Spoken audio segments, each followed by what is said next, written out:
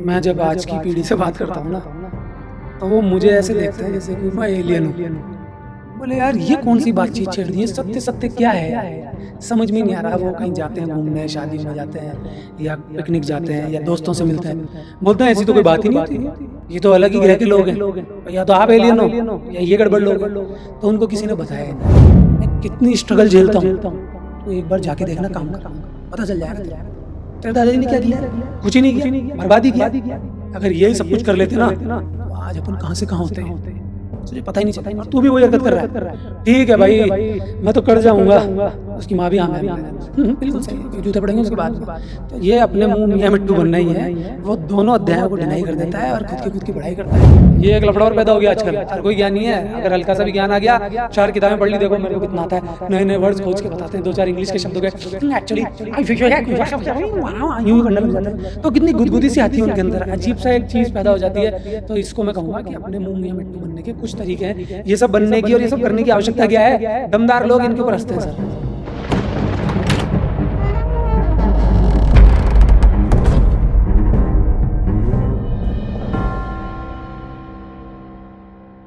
नमस्कार, मैं क्षितिज कुमार। आज का जो पॉडकास्ट का विषय हम लेकर आए हैं वो बहुत ही इंटरेस्टिंग है। वैसे तो हम हमेशा आपसे जुड़े हुए विषय लेकर आते हैं, लेकिन आज का जो विषय है वो शायद मेरे से भी जुड़ा हुआ है, आपसे तो है ही है। देखते हैं अनमोल से जुड़ा हुआ है कि नहीं है। विषय है अपने मुंह मियाँ मिट्ठू बनना। जी हाँ, आप में से बनते हैं ना कई लोग। देखते हैं अनमोल इसके बारे में क्या सोचते हैं। तो आइए शुरू करते हैं। अनमोल, जैसा कि आपने सुना, ये विषय है अपने मुंह मियाँ मिट्ठू बनना। हर आदमी की आदत होती है कि उसकी कोई बड़ाई करे। एप्रिशिएशन सभी को अच्छा लगता है, चाहे कोई भी हो। आपका इसके मामले में क्या सोचना है? जब इंसान की कोई तारीफ ही नहीं करेगा, इंसान की तरफ कोई ध्यान ही नहीं देगा, तो फिर उसको मजबूरी में बोलना पड़ेगा कि भाई मेरी सुन लो, मेरी सुन लो, मैं भी कोई चीज़ हूँ। प्रदर्शन तो करेगा। मेरी लाइफ में भी ऐसा ही था, बहुत था। मैं भी सोचता था यार कोई मेरी तारीफ करके जाए, कोई मेरे काम के लिए बोले वाह क्या काम किया है तूने। जब कोई बोलता नहीं था तो मैं खुद ही बोलने लग जाता था, फिर क्या करूँ? लेकिन हर चीज़ में जैसे मैं सत्य को जोड़ देता हूँ, तो सत्य जब नज़दीक आने लगा, जब चीज़ों को समझने लगा, तो लगा यार ये क्या बेवकूफ़ी है। मेरे नज़दीक तो वही आएगा ना, जिसको ये पता है कि इसको तारीफ़ अच्छी लगती है। जब तारीफ़ अच्छी लगने वाली चीज़ पता चल गई, अपने से फ़ायदा लेके ही जाएगा। और समाज में ऐसे लोगों की संख्या अब ज़्यादा हो गई, जिनको ये ट्रिक आ गई है कि लोगों की तारीफ़ करो, फाइनेंशियली फ़ायदा उठाओ, पद प्राप्त करो, बड़ी-बड़ी सीट्स मिल जाएँगी आपको, चाहे वो पॉलिटिक्स में हो, चाहे वो फ़िल्म लाइन में हो, चाहे वो टीचिंग लाइन में हो, चाहे रिश्तों में हो। बस मक्खन लगा दो थोड़ा-सा, उनकी तारीफ़ कर दो, काम हो जाता है। तो मेरे जीवन में भी ऐसा था, लेकिन धीरे-धीरे सब चीज़ें अब नज़रअंदाज होती चली जा रही हैं। और एक बात समझ में आ गई है कि आखिर तारीफ़ से होता क्या है? ना तो कोई दूसरा करे उससे कुछ फ़र्क पड़ता है, ना हम खुद करें उससे कोई फ़र्क पड़ता है। क्योंकि हम जिनके सामने कर रहे हैं, जिनको हम दिखा रहे हैं, वो भी हमारे जैसे इंसान हैं, वो भी ऐसा ही सोच रहे होते हैं। एक दिन सबको चले जाना है, कुछ नहीं होता। इस प्रकृति में घूम-घूम के वापस से चीज़ें आ जाती हैं। हमको लगता है कि हम बहुत बड़ा काम कर रहे हैं, तारीफ़ कर रहे हैं। हमारे अंदर कहीं न कहीं ये शंका ज़रूर होती है कि हमारे काम में दम नहीं है। अगर हमारे काम में दम है ना, फिर हमको अपने मुँह से तारीफ़ करने की आवश्यकता ही नहीं है। अंदर से एक सैटिस्फैक्शन होता है, मज़ा-सा आता है। तो मैं इस बात से डिनाई नहीं करता कि मैं ऐसा नहीं करता था, मैं भी ऐसा करता था और शायद आप तो अभी भी ऐसा ही करते होंगे। आपने देखा, मैं पसंद करता था। आज की तारीख में ये है कि जिनकी तारीफ की जाए, जिनके सामने की जाए, वो सब भी खत्म हो मतलब जाना है। मेरे ऊपर जो भी इल्ज़ाम लगेंगे ना, हाँ। कभी भी कोई मेरा वीडियो देख के बोलेगा, देखो जी, आप तो ऐसी बातें करते थे, आप तो खुद ही लड़कियों के साथ डांस करते थे, आप तो फ़िल्मों में ऐसे-ऐसे काम करते थे, ये करते थे। तो सबके लिए मेरा सीधा-सा जवाब है कि वो मेरी पहले की ज़िंदगी है। पहले करता था, हाँ। पुरानी ज़िंदगी है, भले ही वो अभी की हो, लेकिन क्या दिक्कत है, थोड़ा-सा झूठ बोल देते हैं ना। नहीं, ऐसा नहीं है। एक आदमी का प्रोग्रेस होती है जीवन में, एज वाइज़ चलते जाते हैं। यही तो अनुभव होता है, यही तो सत्य है कि आप झूठ से, मुलम्मे से, नकली चीज़ों से निकल के सत्य की तरफ आके ठहरते हैं। तो आपका वो जो आज का जो व्यक्तित्व है, वो पूरा सत्य पर आधारित है। मैं तो मध्यम मार्गी हूँ और मैं इसको थोड़ा-सा क्लासिफ़ाइड करना चाहूँगा। जो अपने मुँह मियाँ मिट्ठू बनते हैं, उसकी मेरी नज़र में 3 कैटेगरी है। वन बाय वन मैं आपसे पूछना चाहूँगा। जैसे पहली कैटेगरी तो ये आती है, आदमी अपनी तरफ से अच्छा करता है, ऐसा जो भी करता है वो सोचता है। लेकिन दूसरा जब बड़ाई नहीं करता, तो मेरे ख़्याल से क्या ये फ्रस्ट्रेशन है कि जब कोई नहीं बोले तो खुद को बोलना पड़े। जैसे कि आपने कहा कि उसकी बात में दम नहीं है तो वो खुद करता है। हुँ। तो क्या ये काइंड ऑफ फ्रस्ट्रेशन नहीं है? बिल्कुल, ये बहुत अच्छी बात आपने कही। आपके प्रश्न में ही उत्तर छुपा हुआ है, फ्रस्ट्रेशन ही है। मैं नहीं चाहता कि इतने शानदार टॉपिक को मैं आध्यात्मिक दृष्टिकोण दूँ, लेकिन वाक़ई में इसमें भी आध्यात्मिक बात छुपी हुई है कि इंसान रियल में उस रियलिटी पे तो पहुँच रहा नहीं है जिस पे उसको पहुँचना है। तो फिर वो कुछ भी करता है ना, उसकी खलबली हमेशा मचती है। आप तो बड़ी-बड़ी हस्तियों से मिले हुए हैं, भाई छोटे लोगों की तो बात ही नहीं है। छोटे इन द सेंस मनी में, रिस्पेक्ट में, रिश्तों में, या मैं क्या चीज़ हूँ, ऐसे लोगों की बात तो मैं कर ही नहीं रहा, जो छोटे हैं, मैं तो बड़ों की बात कर रहा हूँ। और ऐसे लोगों से आपका जीवन ताल्लुकात में रहा है, आपको अच्छी तरह से पता है, कितने बड़े से बड़े इंसान को आपने देख लिया, लेकिन उनके अंदर एक बेईमानी ज़रूर छुपी होती है कि यार समझ में ही नहीं आ रहा, इतना सब कुछ कर लिया, लेकिन फिर भी वो चीज़ नहीं मिल रही जो चाहिए होती है। वो फिर वो आध्यात्मिक चीज़ ही है, वो रियलिटी है। तो फ्रस्ट्रेशन ही है सर, बिल्कुल सही कह रहे हैं आप। वो फ्रस्ट्रेशन बाहर निकल के आता है तो ढूँढते हैं, यार कोई मिल ही नहीं रहा, कोई मिल ही नहीं रहा। अब तो इतना बढ़िया तरीका आ गया, जब कोई मिल ही नहीं रहा, तो माइक पकड़ो, कैमरा लो और खुद की तारीफ़ करने लग जाओ। नहीं, लेकिन अनमोल, आज के ज़माने में मैंने देखा है, जो सच्चे लोग होते हैं, जो ये समझते हैं कि सामने वाला मुझे समझ जाएगा, हुँ, सामने वाला नहीं समझता। हुँ, और सच भी है कि उसमें एबिलिटी है। हुँ। ये चारों तरफ देखने को मिलता है और इसमें बहुत से व्यक्तित्व खत्म हो जाते हैं, एबिलिटी वाले भी खत्म हो जाते हैं कि सामने वाला उसको पहचानता नहीं है। उस वक़्त अगर वो अपना बोले, तो उसको मियाँ मिट्ठू कहेंगे या सच है कि उसको वो हेल्प मिलती है?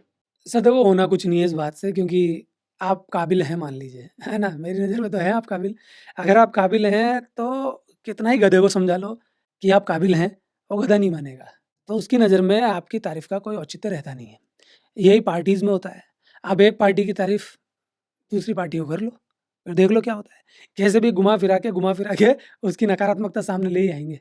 नहीं होगा ना कुछ भी, फिर उनसे जुड़े हुए जो लोग हैं, दर्शक हैं, पार्टी के मेंबर्स हैं, सब भी हाँ में हाँ मिलाएँगे, नहीं बिल्कुल सही है, बिल्कुल सही है। तो कितनी भी बात समझा ली जाए, कुछ नहीं होगा, आपके कहने से भी कुछ नहीं होगा। आप सोचेंगे कि नहीं यार, जब कोई करता ही नहीं है, अपनी बात रखने के लिए तो बोलना पड़ेगा। ठीक है, बोल लीजिए, वही वाली बात है, अपनी फ्रस्ट्रेशन निकाल लीजिए, लेकिन होगा फिर भी कुछ नहीं। आप कुछ भी कर लीजिए, होगा क्या? 10,000 साल पहले कोई रहता था, 5,000 साल पहले कोई रहता था, 100 साल पहले कोई रहता था, 50 साल पहले कोई रहता था। वो अपनी तारीफ़ करता था, मैं ये चीज़ हूँ, उससे क्या फ़र्क पड़ गया? लोग नई-नई चीज़ें निकाल के लाते हैं कि देखो वो जो नेता था, वो जो इंसान था, वो इतना तगड़ा था। फिर 10 साल बाद सत्ता चेंज होती है, लोगों की विचारधारा चेंज होती है, उसी आदमी को पापी घोषित कर देते हैं। कौन-सी तारीफ़? क्या?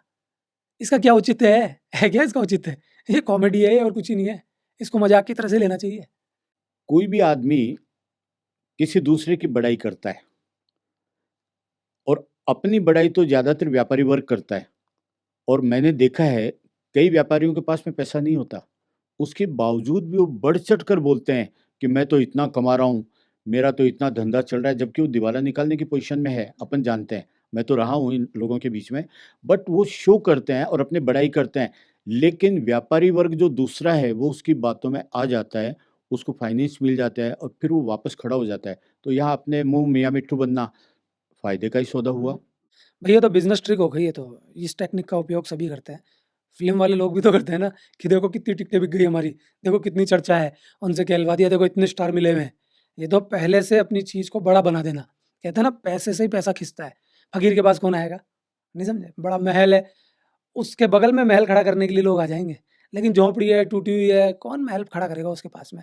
तो ये तो बिज़नेस ट्रिक है, काम में आती है, लेकिन अपने मुँह मियाँ मिट्ठू बनने से इसका कोई रिलेशन नहीं है। वो इतना चालाक और चतुर व्यक्ति है कि वो अपने फ़ायदे के लिए इस ट्रिक को काम में ले रहा है। फिर वो मज़ाक का पात्र नहीं बन रहा, वो तो चतुर आदमी है, वो तो समझदार आदमी है। फिर वो अपने मुँह मियाँ मिट्ठू नहीं बना, फिर वो अपनी तारीफ़ नहीं कर रहा, वो तो अपने बिज़नेस को बढ़ाने के लिए तरीका अपना रहा है और ऐसा होता भी है, उसको फ़ायदा मिलता भी है फिर। आपने देखा भी है फ़िल्मों में हो चाहे किसी में भी हो, फ़ायदा उसको मिलेगा। गरीब आदमी को कौन पैसा देगा? अच्छा, ये बताइए कि ये जो अपने मुँह मियाँ मिट्ठू बनते हैं, ये मेल ज़्यादा बनते हैं या फीमेल? सब हर कैटेगरी में ही होता है। छोटे-छोटे बच्चे भी बनते हैं, औरतें भी बनते हैं, आदमी भी बनते हैं। डिपेंड करता है कि उनका रस किस चीज़ में है। जैसे आदमियों की अगर हम बात करें, घर के मुखिया होते हैं, तो बस 24 घंटे एक ही बात है, जिनके हाथ में घर है, जिनके हाथ में कमान है, क्योंकि उनका बाप तो बूढ़ा हो गया, उनका बेटा जवान हो रहा है, कुछ नहीं है, हालत ख़राब है। ज़मीन बाप की थी, मकान बाप का था, बेटा संघर्ष कर रहा है, हमने कितना कर दिया, तुमको क्या पता? तुम समझ ही नहीं पाओगे हमारी फीलिंग्स को, हमारी बात को तुम समझ ही नहीं पाओगे। क्या दिया था तेरे दादा ने? कुछ नहीं, ये टूटी-फूटी ज़मीन। तेरे दादा में क्या शौक थे, मैं तुझे कैसे बताऊँ? मैं तेरा बाप हूँ ना जब तेरे को बता रहा हूँ और तू भी वही काम कर रहा है। देख मेरी स्ट्रगल को। वो खुद की तारीफ़ कर रहा है। वो उस अध्याय को भी ख़त्म करना चाह रहा है जो उसके बाप का था।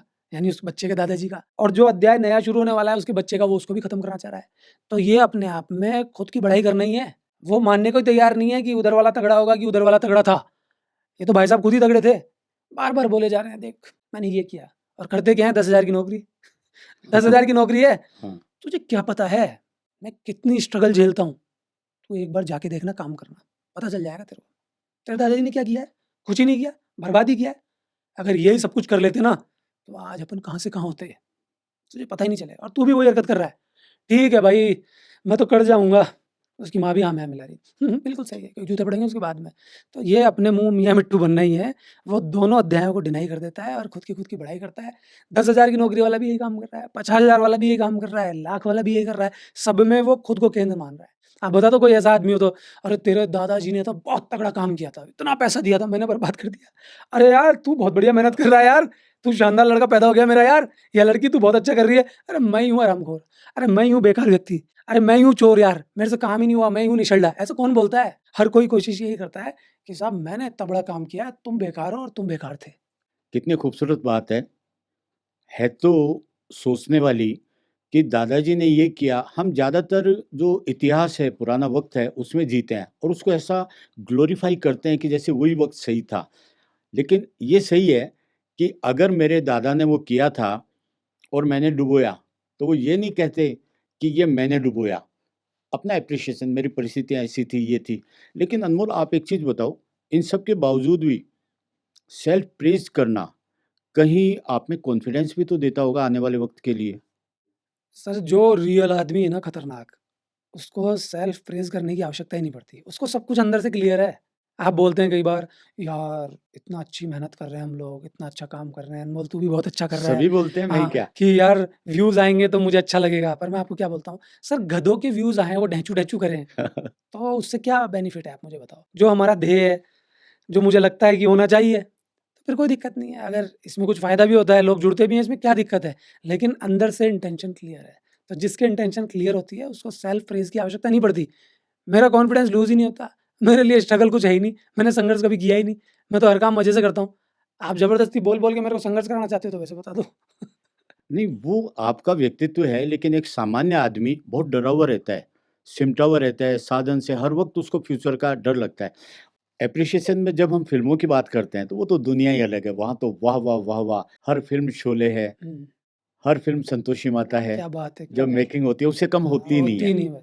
हाँ, और मैं बताऊँ, एक बहुत ही प्रसिद्ध एक्टर वर्ल्ड लेवल का, उनकी फ़िल्म रिलीज़ हुई थी दिल्ली में और उनके एडिटर जो हैं, वो मेरे फ्रेंड थे। वो मुझे बताते थे शुरू में कि मैं दिल्ली गया, मुझे भेजा और थिएटर से मुझे बोला कि मुझे फ़ोन करना कि क्या रिस्पॉन्स आ रहा है। नॉर्मल चीज़ है, हर फ़िल्म का जो हाउस है, प्रोडक्शन हाउस, वो फ़िल्मों का स्पेशली, सीरियल्स का नहीं, वो देखते हैं कि कैसा रिस्पॉन्स आता है। तो एडिटर को भेजता था और वहाँ वो चीज़ बताता था जो एडिटिंग में अच्छी होती थी। हुँ, तो बोलता था, साहब इस सीन में तालियाँ बज रही है। खुद के लिए। हाँ, बड़ाई उनकी करता, वो भी खुश हैं। और एडिटिंग जहाँ अच्छी होती थी कि शार्प है, एक फाइटिंग की है, उसमें बोलता था, सर इस सीन में बहुत तालियाँ आई, और ये सच माना जाता था। और वो एडिटर मुझे बोलते थे कि क्षितिज, एप्रिसिएशन बड़े-बड़े को ज़्यादा चाहिए होता है। हुँ। तो आप इस मामले में क्या सोचते हैं? नहीं, गुदगुदी तो मस्ती है। मज़ा सा तो आता है कि जब कोई कहता है क्या अच्छा किया आपने, क्या किया। हाँ, लेकिन अगर कोई बुरा भी बोलता है ना, तो इस बात को सोचना चाहिए कि वो बोलने वाला कौन है ना? पहली बात तो दमदार व्यक्ति है ना, किसी में कमियाँ नहीं निकालता। मतलब वो ये जानता है कि दूसरा भी दमदार है, वो अपनी कमियाँ खुद समझ जाएगा। समझ लेगा। जैसे मैं तो मेरे लिए कह सकता हूँ कि मुझे अपनी कमियाँ खुद पता चलती रहती हैं समय-समय पर, और मैं उनमें सुधार की कोशिश भी करता हूँ। लेकिन सुधार की कोशिश मैं किन के लिए करूँगा? उनको खुश करने के लिए जिनका पता ही नहीं है खुद को ही। तो सुधार की कसौटी क्या है? वो मुझे आइडिया लग जाता है कि वो प्राकृतिक सुधार है कि नहीं है। अगर प्रकृति से मिलती-जुलती बात है तो फिर मैं उसको सही करूँगा। अगर कोई इंसान बोल रहा है अपने फ़ायदे के लिए तो मैं नहीं करूँगा। हर इंसान कोशिश यही करता है। अगर कोई चाय बना कर के लाया है ना, आपने बनवाई है, तो बस उसकी चाय की तारीफ़ कर दो, है ना? अब उसने चाय बनाई है दूध से, तो भाई दूध निकालने वाले की भी तारीफ़ है उसमें, उस गाय की भी तारीफ़ है, भैंस की भी तारीफ़ है, चाय की पत्ती की तारीफ़ है, लेकिन सिर्फ़ उसने बनाई है तो वो अपनी तारीफ़ सुनना चाहेगा, उसको कोई मतलब नहीं है। अब वो कैसे भी उसने बनाई हो, क्या किया हो, तो हर इंसान को एक गुदगुदी तो होती है, प्रशंसनीय स्थिति पैदा होती है।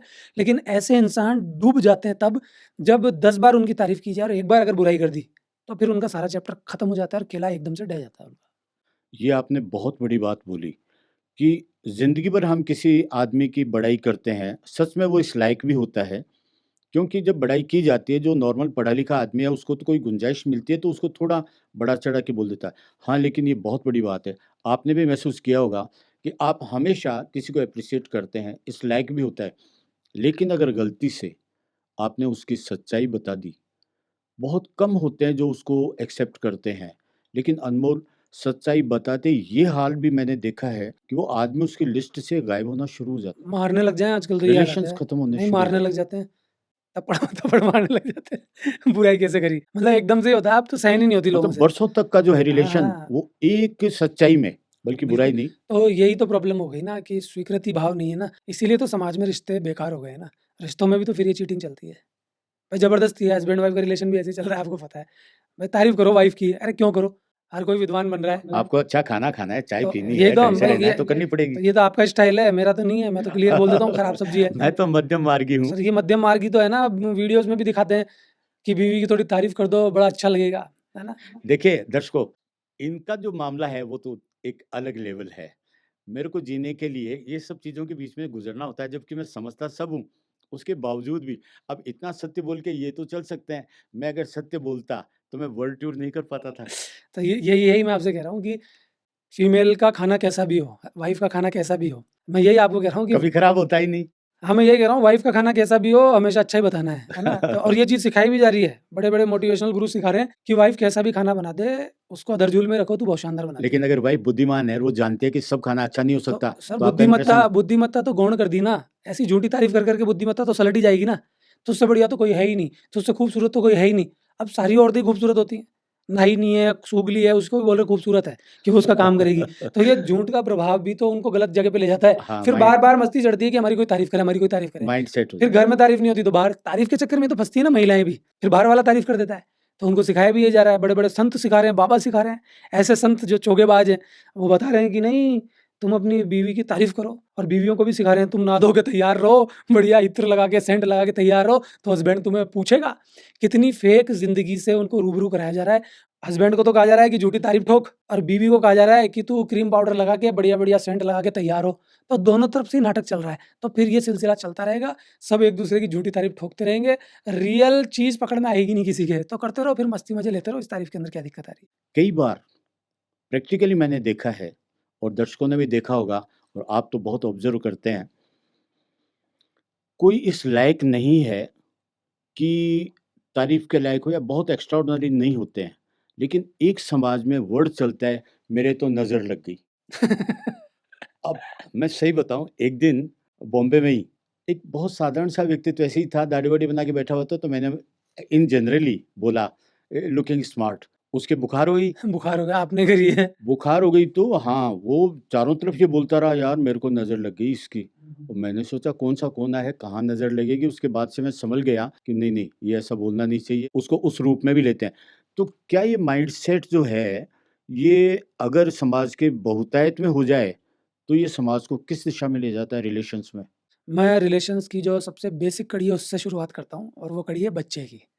एक छोटे से बच्चे को भी ज्ञान दिया जा रहा है, मोटिवेट कर रहे हैं तुझे, मोटिवेट कर रहे हैं। बड़े-बड़े मोटिवेशनल गुरु बता रहे हैं, बच्चे को हताश मत होने दो, बच्चे को मोटिवेट करो। बच्चा गड़बड़ किए जा रहा है, नाटक किए जा रहा है और वो कचरा फैलाया जा रहा है, उसका जीवन कचरा हो गया, कुछ नहीं हो रहा उससे, काम नहीं करता, मेहनत नहीं करता, कुछ भी नहीं कर रहा, जो काम कर रहा है उसमें गड़बड़। ऐसे बच्चे की तारीफ़ कर रहे हो और फिर वो बच्चा भी फूल के कुप्पा हो रहा है। वो बार-बार यही कहता है, देखो पापा मैंने क्या किया, मम्मी मैंने क्या किया। अपने टीचर्स के बारे में बताता है, अरे मैंने टीचर्स की रेड़ मार दी, मैं क्या चीज़ हूँ। पापा एप्रिशिएट कर रहे हैं, मम्मी एप्रिशिएट कर रही हैं। हर जगह सिर्फ़ और सिर्फ़ तारीफ़ ठोकी जा रही है, बच्चे के द्वारा भी। जब वहाँ से झूठी तारीफ़ मिल रही है, तो वो खुद भी तारीफ़ ठोक रहा है। छोटे-छोटे बच्चों के मन में धारणा घर कर गई है कि मेरे पापा ये हैं, मेरी मम्मी ये हैं। स्कूल में जाएँगे तो उनकी गाथा गाएँगे, घर आएँगे तो स्कूल की गाथा गाएँगे, मैंने टीचर को सल्टा दिया, मेरे दोस्त ऐसे, मेरे दोस्त वैसे। तो ये खोखला जीवन है, ये एक फुसफुसे जीवन को आमंत्रण देता है। ये जो चीज़ है, इससे गड़बड़ी पैदा होती है।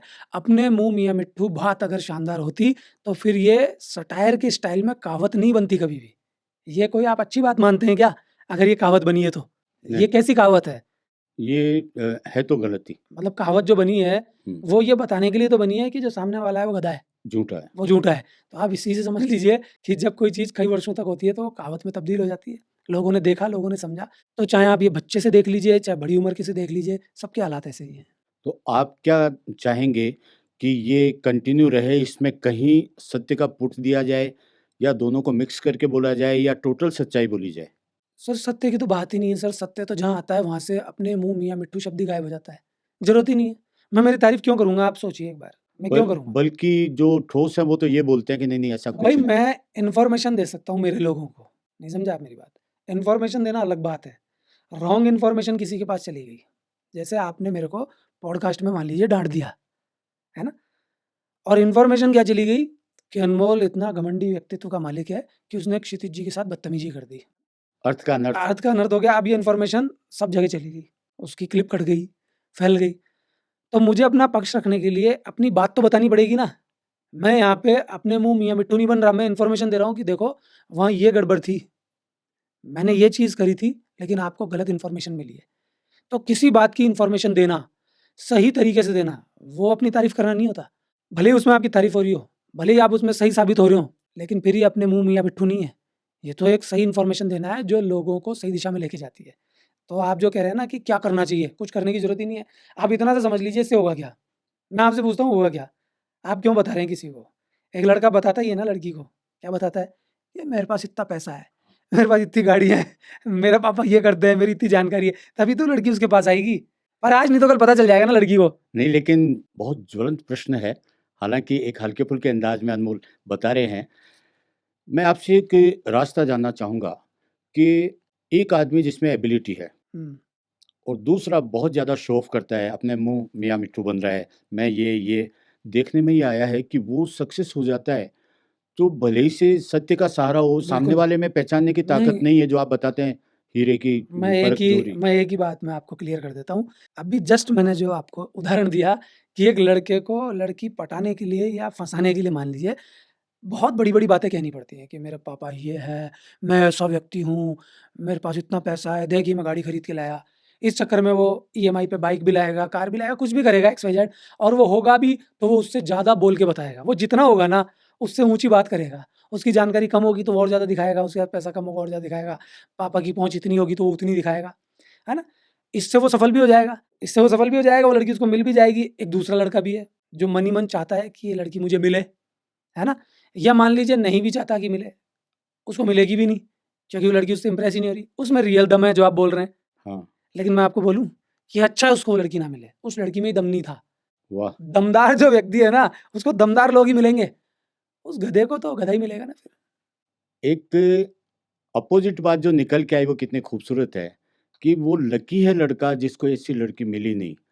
अब यहाँ ये सत्य जो है वो बहुत खूबसूरत लगता है। आई एग्री, करेक्ट है उनको नहीं मिली। लेकिन जो प्रिंसिपल वगैरह का बहुत बोल जाते हैं कि ये ऐसा है, मैं ये कर लेता हूँ। इवन फ़िल्म लाइन में तो ये 99% चलता है कि खुद को एक्सपोज़ करो, दिखाओ ये मैं पैसे वाला हूँ, मैं डायरेक्टर को फाइनेंस कर दूँगा, मैं ये कर दूँगा, मेरा वो है। वो उनकी जगह तो खा जाते हैं। भले ही से वो अपना करियर बना लेते होंगे, लेकिन उस वक़्त तो वो प्रसिद्धि, पैसा, जगह बना लेते हैं। देखिए, मैं जब आज की पीढ़ी से बात करता हूँ ना, तो वो मुझे ऐसे देखते हैं जैसे कि मैं एलियन हूँ। बोले यार ये कौन-सी बातचीत छेड़ दी है? सत्य-सत्य क्या है यार ये? समझ में ही नहीं आ रहा। वो कहीं जाते हैं घूमने, शादियों में जाते हैं या पिकनिक जाते हैं या दोस्तों से मिलते हैं। बोलते हैं ऐसी तो कोई बात ही नहीं होती। ये तो अलग ही ग्रह के लोग हैं। या तो आप एलियन हो या ये गड़बड़ लोग हैं। तो उनको किसी ने बताया ही नहीं। यही तो मेरी बात है, यही तो मैं समझाना चाहता हूँ कि रियल लोगों को पसंद करना शुरू कीजिए, आपकी ज़िंदगी वैसे हो जाएगी। फ़ेक ज़िंदगी को पसंद करते-करते, निजी फ़ायदे को उठाते-उठाते, हम लोगों ने गड़बड़ लोगों को पसंद करना शुरू कर दिया और हम उनकी तारीफ़ ठोकते हैं, वो हमारी तारीफ़ ठोकते हैं। जब कोई किसी की नहीं ठोकता, तो वो फिर खुद की ठोकने लग जाते हैं। ऐसे लोग तो फिर रोज़ ही अपनी तारीफ़ करेंगे, तो फिर वही बात आ जाती है, अपने मुँह मियाँ मिट्ठू बनने वाली। लेकिन मैं पूरा प्रयास कर रहा हूँ, अपनी इन बातचीतों के द्वारा अपने डिस्कोर्सेज़ के द्वारा, प्रश्न उत्तर के द्वारा या कुछ मेरे गाने आने वाले हैं या कुछ स्टोरी टेलिंग की फ़िल्में आने वाली हैं, उनमें मैं बार-बार ये चीज़ प्रस्तुत कर रहा हूँ कि तुमने जो हीरे हैं ना हीरे, उनको मारा है। जो असली हीरे हैं उनको नहीं पहचाना तुमने, असली हीरों को नहीं पहचाना, असली वीरों को नहीं पहचाना। अब तुम वीर किसको मानते हो? जो लड़ लेता है किसी से भी। देखते तो नहीं हो कि इसमें तो ताकत ही नहीं है। लड़ने वाला ताकतवर थोड़ी ना होता है। आज जो व्यक्ति सब कुछ मिल जाए उस ट्रिक से, झूठ की ट्रिक उसको छोड़ के नहीं प्राप्त कर रहा है, वो कितना दमदार होगा आप सोचिए। मैं ये नहीं कह रहा छोड़ना बहुत अच्छी बात होती है, लेकिन मालूम होने के बाद कि मुझ में ये काबिलियत है, जैसे कि मैं खुद को सोचता हूँ और आप भी समझते हैं कि अगर कमाने की बात है, तो पता नहीं क्या-क्या कमा लेंगे। जब हमको चीटिंग पकड़ में आ जाती है, तो फिर चीटिंग करना कितनी तगड़ी आती होगी। आप स्कूल लाइन ले लीजिए, फ़िल्म लाइन ले लीजिए, बिज़नेस ले लीजिए, कुछ भी ले लीजिए। उसमें हम किसी भी तरीके से गड़बड़ कर सकते हैं, उसमें हम कोई भी वो ट्रिक अपना करके ऊँचाइयों में पहुँच सकते हैं, जो ट्रिक लोग अपनाते हैं। लेकिन आपको चुनाव करना पड़ता है कि किस रास्ते पे जाना है। मेरे से कई लोग सवाल भी पूछते हैं मीटिंग्स में या प्रश्न उत्तर में कि आप बताते हैं कि ये ऐसे होता है, सत्य ऐसे होता है, झूठ ऐसे होता है, तो क्या करें हम? किस तरफ जाएँ? कौन-सी बात सही है, हमें समझ में नहीं आता। मैं बोलता हूँ भाई दोनों चीज़ें मैंने डिपार्टमेंट बना के बता दी। ये आपको समझना पड़ेगा कि चीज़ कहाँ जाती है। हो सकता है कि आज आपको मैं ठीक-ठाक कपड़े पहन के बैठा हुआ दिख रहा हूँ। हो सकता है आपको माइक दिख रहा है, कैमरा दिख रहा है। हो सकता है कि प्रश्न पूछने के लिए मैंने आपको बुला रखा है या ये कमरा है, स्टूडियो है, सब कुछ है। हो सकता है एक समय ऐसा है कि मैं आर्थिक रूप से बिल्कुल गरीब होता ही चला जाऊँ, होता ही चला जाऊँ। फिर भी मैं अपनी बात को करना ना भूलूँ। तो दिक्कत क्या है? एक पेड़ के नीचे बैठ के कर लूँगा। साधन तो वो भी है ना, प्रकृति तो मेरे साथ है ना। तो जब कोई व्यक्ति इस लेवल तक चला जाता है ना, फिर उसको दिक्कत नहीं आती। फिर उसको अपनी तारीफ़ करने की आवश्यकता नहीं पड़ती। ये मैच्योर लोगों की या जो समझदार हैं या जो जीवन को समझते हैं, वो बहुत कम है, हालाँकि सत्य यही है। लेकिन इसके बावजूद भी आप देखिए, ये जो अपने मुँह मियाँ मिट्ठू बनना है, इन दिनों में इसकी पराकाष्ठा है सोशल मीडिया में। हुँ। और ये दूसरों की बड़ाई करना तो बहुत दूर की बात है, वो अपने ही मुँह मियाँ मिट्ठू बनते रहते हैं और उसमें सारी दुनिया इस वक़्त उलझी हुई है। मुझे लगता है कि दुनिया सबसे ज़्यादा इस वक़्त पॉलिटिक्स में उलझ रही है।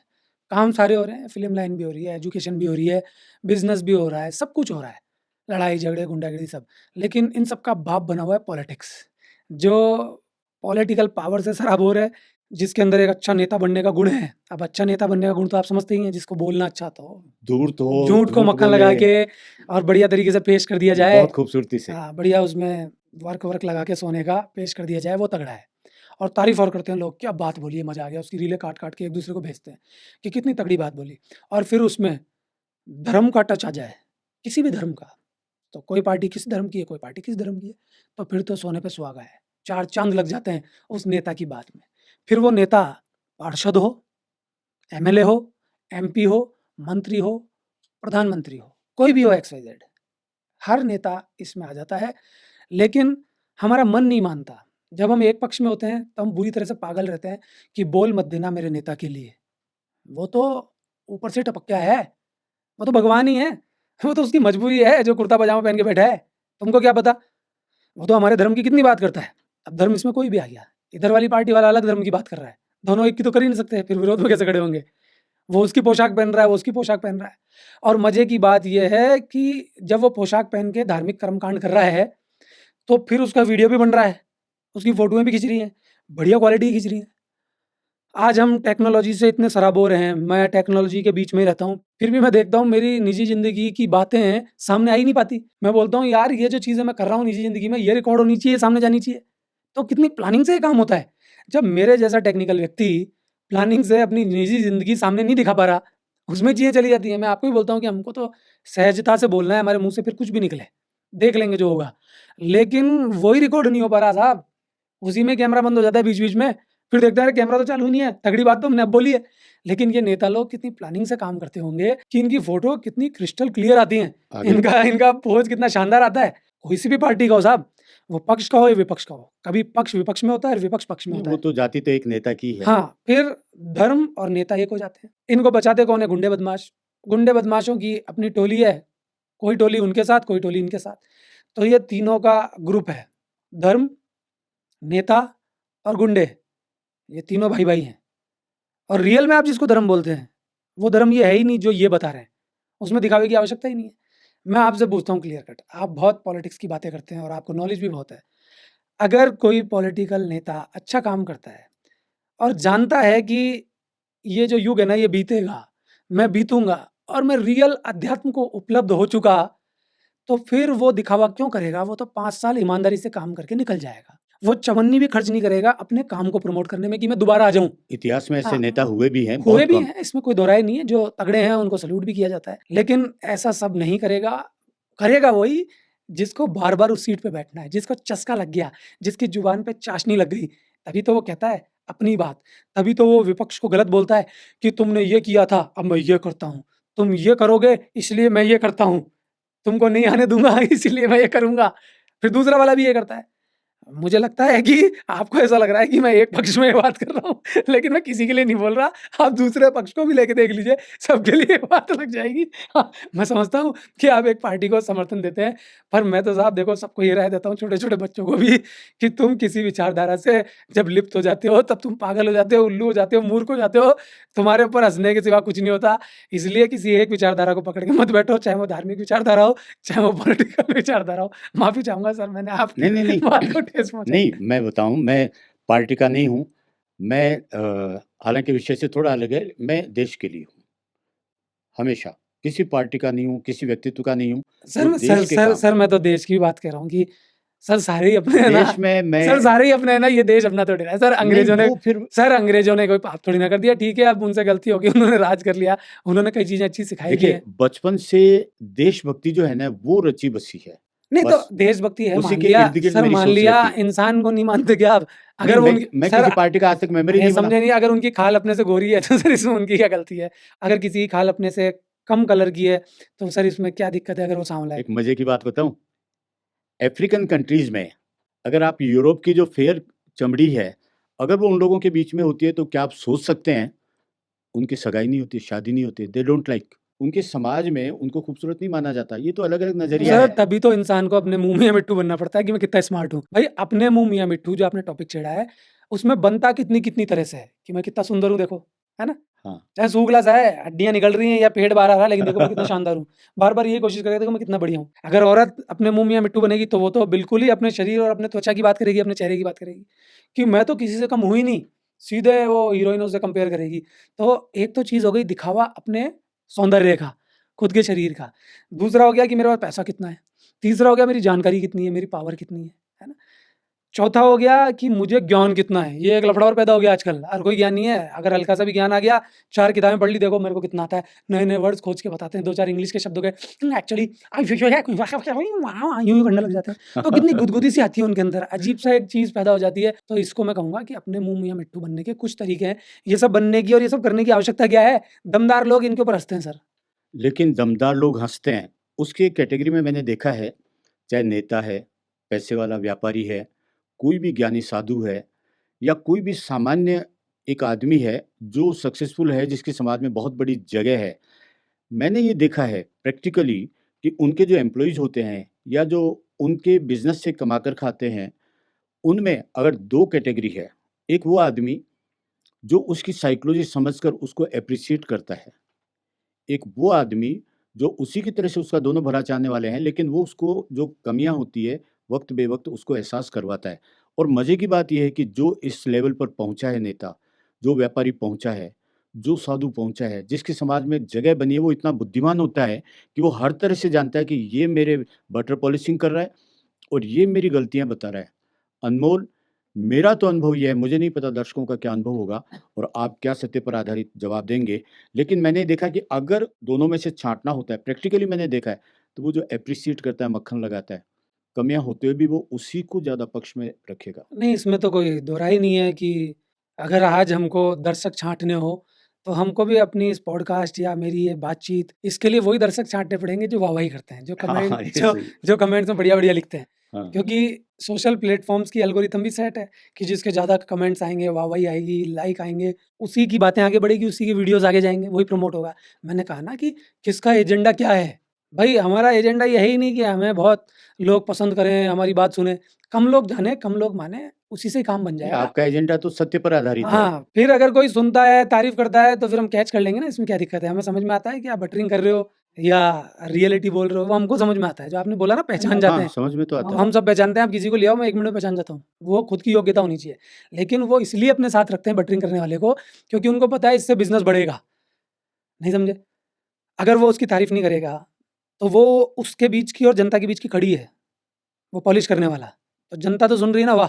ये इस बिज़नेसमैन की तारीफ़ कर रहा है कि इतने आगे बढ़े, तो फ़ायदा होगा ना, तो उस पॉलिश करने वाले का भी फ़ायदा होगा और उस बिज़नेसमैन का भी फ़ायदा होगा। ऐसे ही नेता के बीच में जो है, आ गए नेताजी, आगे हट जाओ, इतने बड़े आदमी हैं, हमारे नेता ऐसा हो, जिंदाबाद, जिंदाबाद।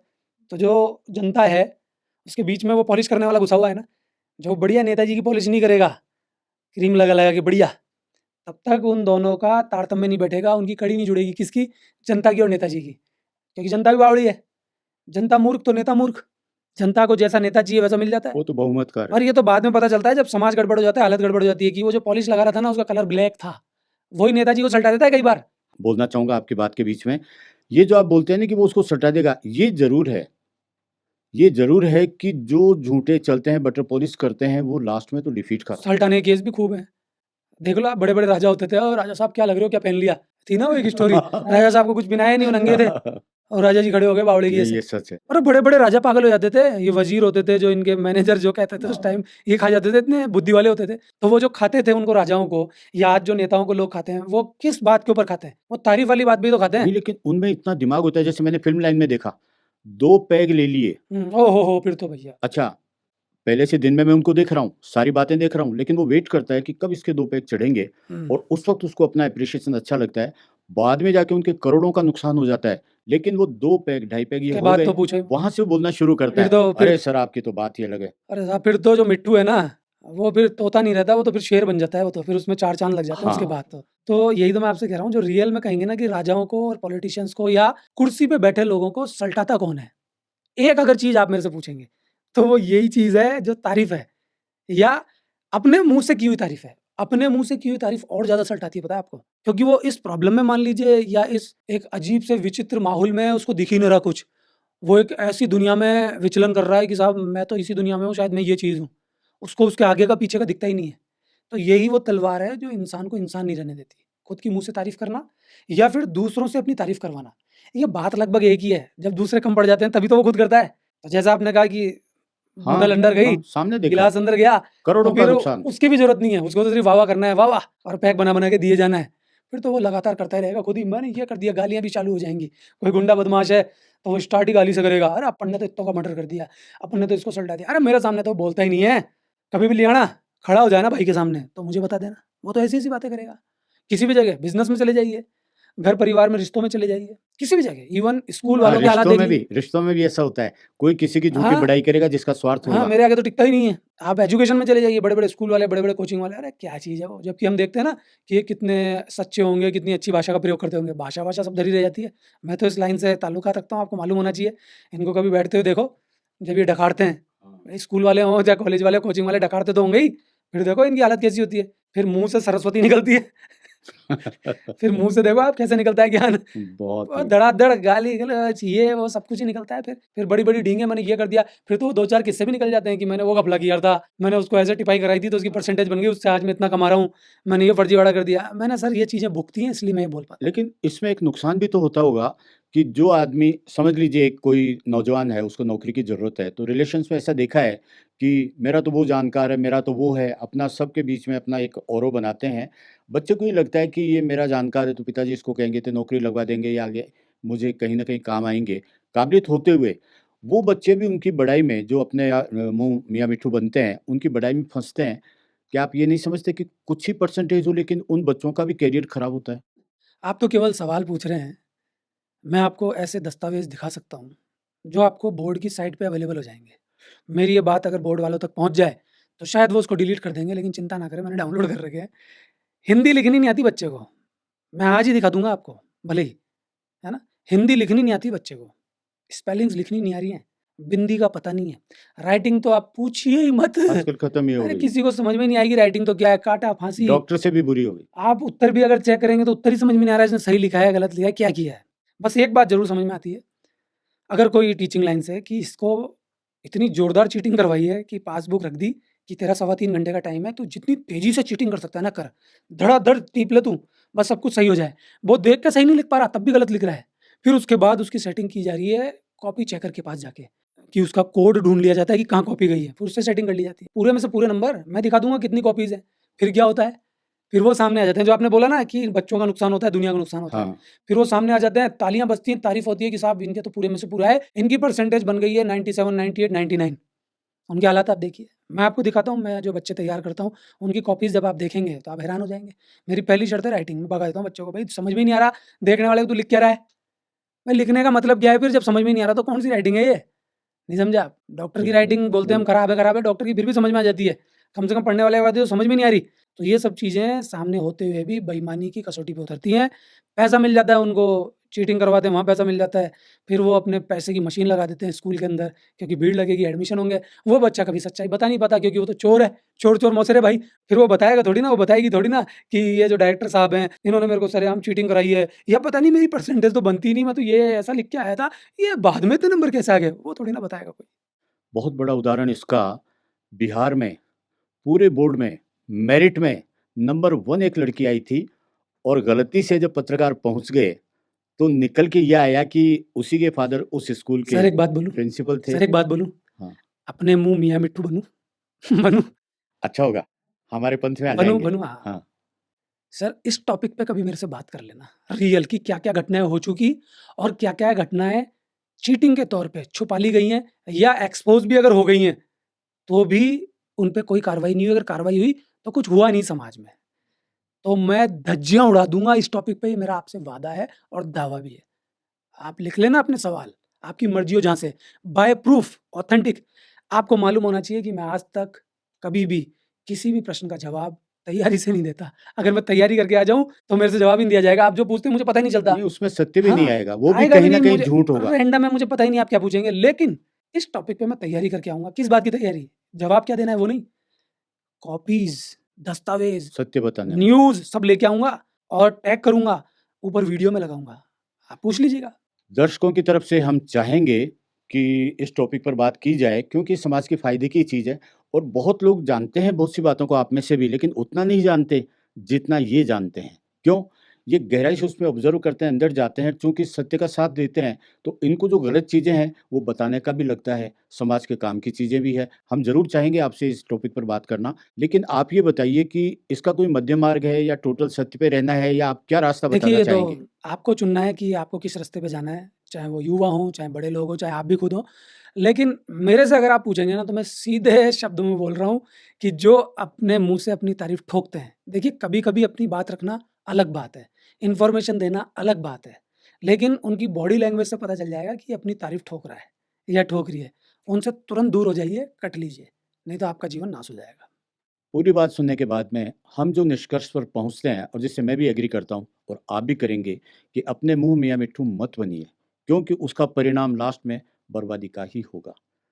हम इस विषय को यहीं समाप्त करते हैं, पॉडकास्ट भी यहीं समाप्त करते हैं और सत्य पर आधारित इतने ही खूबसूरत उत्तर के लिए फिर एक पॉडकास्ट के साथ आपकी सेवा में हाज़िर होंगे, फिर एक सामाजिक विषय को लेकर। तब तक के लिए आज्ञा दीजिए। धन्यवाद।